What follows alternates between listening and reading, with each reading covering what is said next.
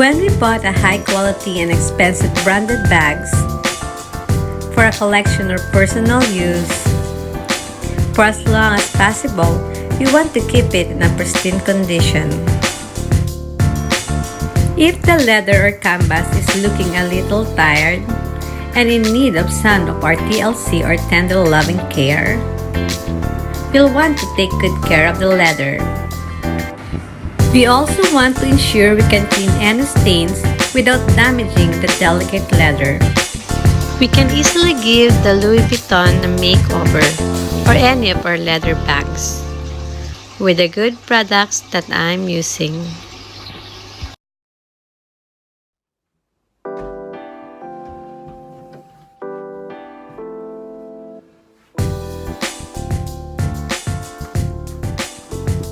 Hi everyone, this is Kishifam, and yes, I'm going to share to you the products that we are using when it comes to our leather stuff like bags, shoes. Colonial is a non-sponsored products, but since this product is really amazing when it comes of taking care of our leather, I really want to recommend this to all of you.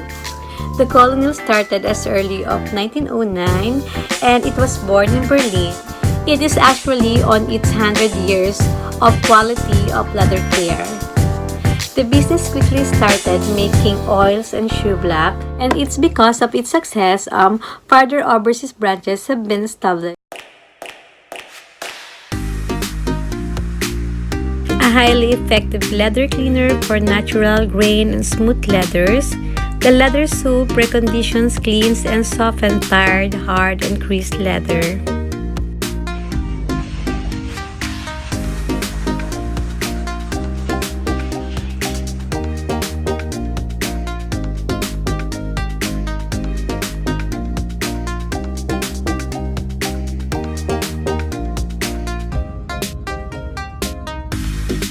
Colonial Reiniger Stain Remover for all materials.